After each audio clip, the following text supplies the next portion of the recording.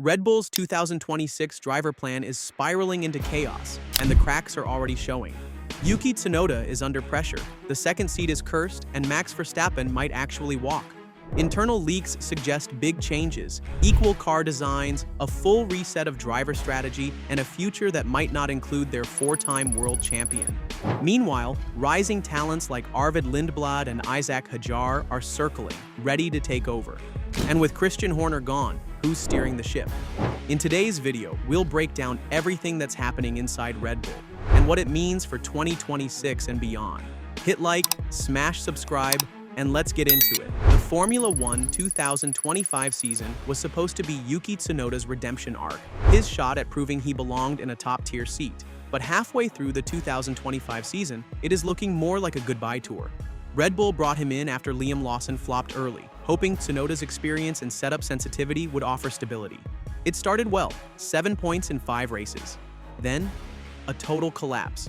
Since Imola, Yuki has not scored a single point. He's consistently out in Q1. And worse, he is getting shown up by F2 prospect Arvid Lindblad in free practice. But let's be real, Red Bull never fully believed in Tsunoda. He was Honda's project, backed with cash, not confidence. Even when he beat De Vries, Ricciardo, and Lawson at Racing Bulls, Red Bull still hesitated. When the Perez seat opened, they picked Lawson first. Tsunoda only got the call when that gamble backfired. Now, with Honda leaving the sport after 2025, Yuki's Red Bull support system is disappearing. Internally, the team's already moving on. Tsunoda is out of contract, out of favor, and out of time. And while Red Bull says he has 12 races to prove himself, the writing is already on the garage wall. But Red Bull's issues run way deeper than just Yuki.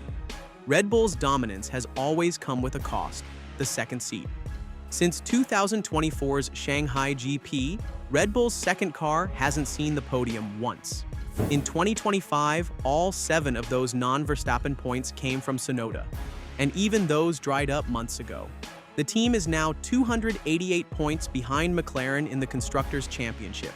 That is not a gap, that is a canyon. The real issue?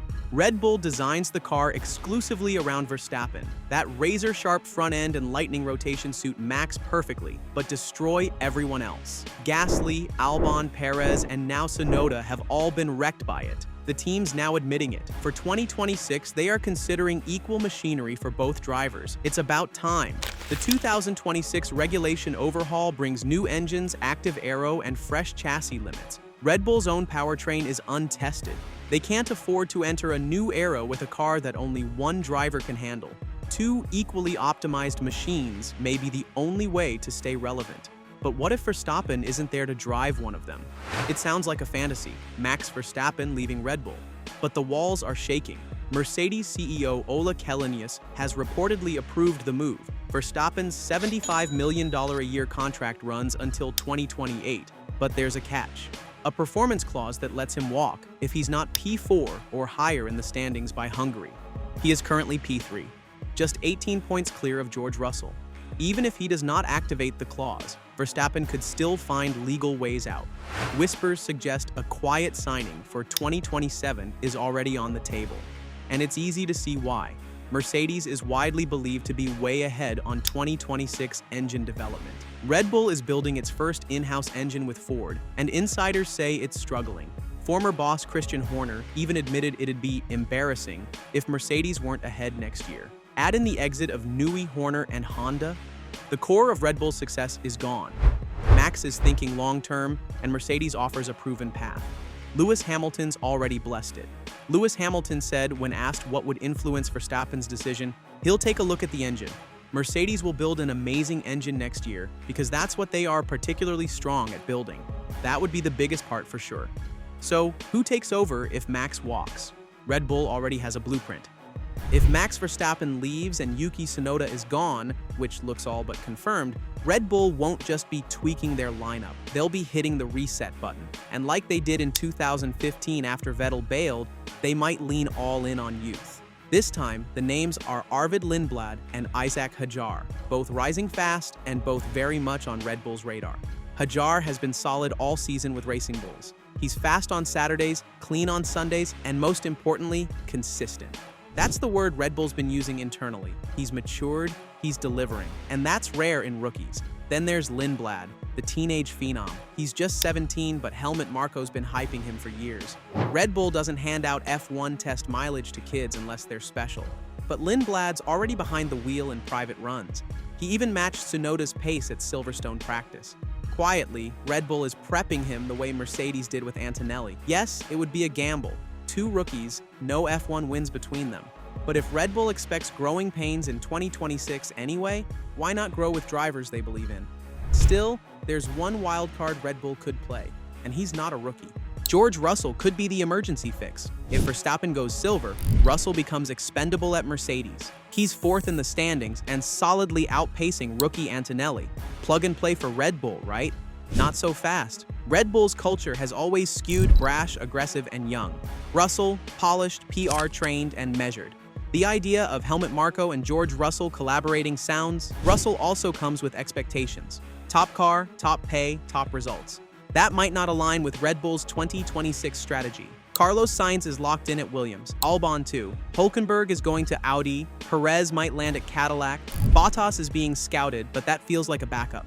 If Red Bull wants a known quantity, Russell might be their best bet. But do they want another star? Or a pair of fresh, moldable racers who will grow into stars? And speaking of growth, Aston Martin is making moves that could disrupt it all. While Red Bull spirals, Aston Martin is quietly building something scary. They've got Fernando Alonso and Lance Stroll locked in for 2026, but the real story? Adrian Newey. The design genius has joined Aston and is already pushing boundaries for their 2026 challenger. Newey's obsession with ultra-tight packaging and aero magic is alive and well. Team boss Andy Cowell says the team's wind tunnel development pace has doubled since he arrived. Honda's on board too. And guess who has long-standing ties to Honda?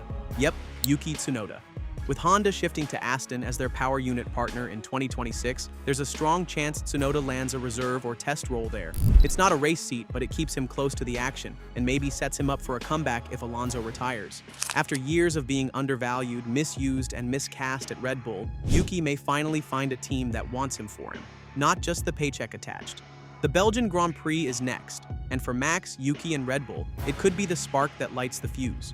So here's where things stand. Tsunoda's final months in a Red Bull seat are unfolding. Verstappen's exit is gaining traction, and 2026 could see the team rebuild around raw rookies like Lindblad and Hadjar. Meanwhile, Mercedes sharpens its bid, Russell's future hangs in the balance, and Aston Martin quietly builds with Newey and Honda. The F1 grid isn't just shifting, it's being rewritten. Next up, Spa-Francorchamps.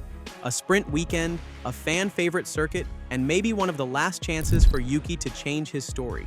Drop your thoughts in the comments and hit like and subscribe so you don't miss a single twist in the 2026 driver saga.